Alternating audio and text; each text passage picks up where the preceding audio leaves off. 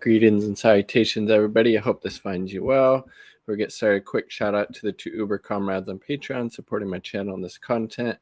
Independent Left News, they're a great resource. Check them out. And my partner, thank you, Rosa. So I came across this story from ProPublica. They did this investigation. I think it was just in New Mexico. I don't know if it went outside of that, but they were looking into all of these just really just invasive and frankly disgusting and degrading measures that moms there have to go through in order to get benefits and support for themselves and their children. So the title of the article, as you'll see in a sec, these single moms are forced to choose: reveal their sexual histories or forfeit welfare. And again, there's a lot of reasons that the state is wanting to do this. They want to make it so absolutely difficult for people to get the help and assistance that they need that they just forego it completely, because again, it's so difficult to actually apply for these things, and then what they make you reveal about yourself, or the father of the child, what you have to put the child through, sometimes like genetic testing just to get benefits for the kid.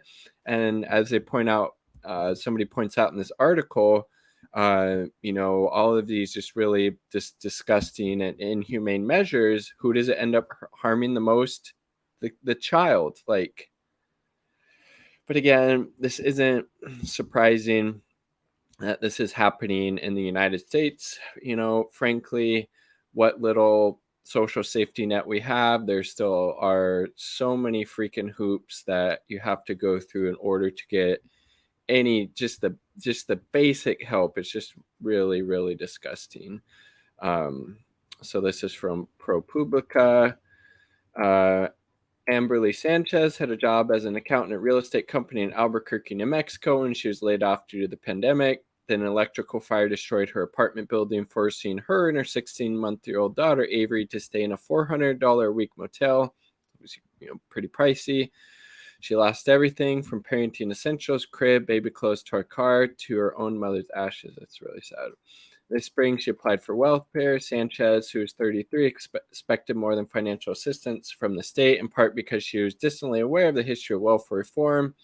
A federal law passed 25 years ago this summer. Basically, that happened under the Clinton administration and absolutely gutted the system. It put time limits on how long you could receive aid, certain work requirements, etc., to just basically criminalize poverty and make it so horrible that these people were unable to get the benefits that they once qualified for. It's just really disgusting, and kind of an example of something Republicans probably couldn't have got away with by themselves. I think I want to say maybe this was tried under the first Bush admin and they weren't able to do it, but under Clinton Gore, that was able to get accomplished. I could be wrong there, or something along those lines. Anyways, given that legislation's emphasis on putting welfare recipients to work, she said she thought the welfare officials would put her to get a job. In fact, I really hoped they would help me with that. Instead, the New Mexico Human Service Department caseworker called the next day, fixated on an unexpected question: who was Avery's biological father? Again, why should that matter? The only thing that should matter is that this mother, Amberly Sanchez, and her daughter, Avery, needed help and assistance, and the state should have provided that to them. Instead, they went through this just really disgusting and inhumane process to get what is a paltry amount of help and assistance to begin with. It's just so fucking stupid. Can't get public assistance if you don't name your child's father. The caseworker said she was really adamant about it. Sanchez said it's all she wanted to talk about, the dad. In July, a form arrived in the mail notifying Sanchez she wanted a small amount of aid, $357. Oh my god, fucking nothing, like a slap in the face, basically. To pay her motel bill and replace her possessions, she needed to list her baby's father, current and former addresses, his employer's address, his vehicle's make, model year, color, license plate number, and the state where it's registered, his bank account number, any real estate or other assets he might have, and the addresses of his mother, father, and other relatives and friends. She was also asked to provide, under penalty of perjury, the date she believed she got pregnant and why she believed that to be the. I mean, Jesus, fuck! Look at all of the completely unnecessary, inhumane, ridiculous hoops that the state of New Mexico makes people jump through in order to get $357 a month to help a mother and their child. It is completely just disgusting. And again, this isn't a problem that's unique to Mexico. This applies to, frankly, many states, across the U.S., unfortunately, and just really shows how we don't value human life. We don't value helping out moms and their kids. We don't value helping out, anybody. And there's always strings attached. Look at all this ridiculous information she had to provide to get $357 a month. It's absolutely ridiculous. State of Mexico, in accordance with the 96 Welfare Reform Law, intended to use these details to find the data and force him to make child support payments, much of which the state within pocket is reimbursement, providing Sanchez with both. I mean, Jesus fucking, like the contradictions in U.S. society are just like getting to extreme proportions, right? You have fucking Jeff Bezos spending billions of dollars to not even go to outer space, and then you have a state where this person has to jump through every fucking hoop imaginable just to get $357 a month after her house fucking burnt down and they lost everything. Just that juxtaposition, those contradictions there, that poverty amidst plenty, where you have literal billionaires and then you have people on this other side of the spectrum just who are being asked to go through so much just to get, again, this paltry assistance. It's really, really disgusting, right? And it's a structural failure. And this person is just, an example of this, failure of the capitalist system, right? Sanchez has a fragile co-parenting relationship with Avery's father, and she worries could be torn apart by such a disclosure.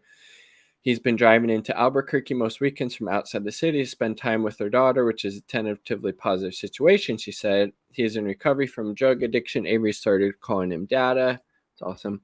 Sanchez outs him to child support agents. She worries they could suspend his driver's license for failing to make timely payments, and he'd be no longer able to visit his family, which fears might cause him to relapse. Again, like that would be pretty traumatic and could jeopardize his recovery. She's right. It's a practice with deep roots in U.S. history. Under the bastardly laws of colonial times, a poor woman who gave birth out of wedlock could be jailed or publicly whipped until she named the baby's father or until he came forward to shoulder the cost of raising the child. More than 2 centuries later, a similar, if less violent, legal arrangement was concluded in the 96th law that overhauled America's premier cash assistance program for the poor, which was renamed TANF. So you see, temporary. There used to not be any time limits on that, and there also didn't used to be work requirements. The new law said that in order to get federal anti-poverty funding, states would be required to go after fathers of children whose mothers had applied for welfare in an attempt to get them to pay child support to the government as repayment for this welfare dollars. Then President Clinton said this now much overlooked provision of legislation will contribute to the most sweeping crackdown. I mean, just look at the framing of this, completely, just demonizing, poor people, low income people, people without, the means, people who very much needed this assistance. And Clinton was calling them deadbeats. And obviously I feel like there's some, racial dog whistling going along with that language as well, right? Yeah. So to this day, almost every parent applies for federal assistance. In the large majority of cases, it's a single mother. And the story refers to those affected as mothers must first divulge everything she knows about the biological. So disgusting. For struggling mothers in New Mexico, a state often ranks last in the U.S. in child poverty and well-being.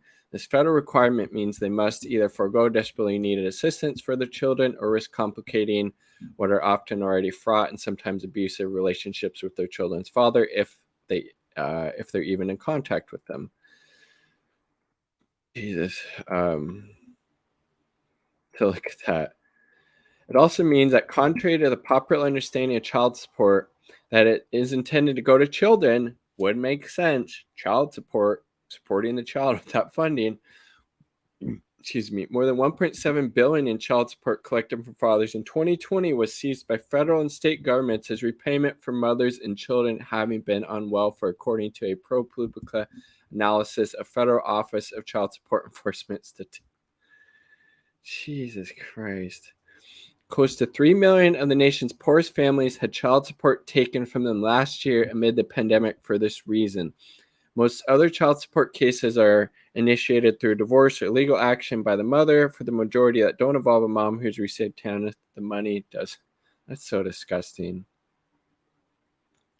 Quote, it distorts the meaning of child support. You're asking parents to support their children and then you take the money, said Vicky Turetsky, who served as a federal child support commissioner during the Obama admin and who a mother herself once received public assistance. It sours everybody on the purpose of child support and the purpose of government. Okay, I'm not going to go through any more of this article. Link it down below. As you can see, it's quite lengthy and don't want to make this video super long. But again, it's just another example of the, just a structural failure of, demonizing poor people, particularly, poor people of color, these other vulnerable, marginalized groups, or just this person in this story, in this ProPublica story, their house literally burnt down with all of their possessions in it. They were just trying to get some help. They were actually wanting help to get a job, and instead, the best they could get was $357 a month if they went through this very inhumane and degrading process where they had to reveal and get all this information that they might not have, they might not want to share, which could also jeopardize their relationship with the child's father, as well as the father's relationship with that child. So problematic and disgusting on any level, on all these levels. Then also just the contradictions that are in place, that the government can't even give people just basic necessities. This person, again, they lost all of their worldly possessions basically in this house fire, and the government can't even give them a little bit of help, a little bit of aid with no strings attached. And yet you have billionaires being able to fly to almost outer space. It costs billions of dollars. I mean, Jesus Christ. Capitalism is the freaking virus. We need a socialist revolution. We need a dictatorship of the proletariat. We need a system that puts the needs of the masses first, as opposed to a capitalist system, which only serves the need of a very small capitalist class, while we have shit like this happening. It's disgusting. It's the system is the sickness, as Richard Wolff likes to say. Like the video if you like the video. Subscribe for more content. All part of the people. Peace. Much love.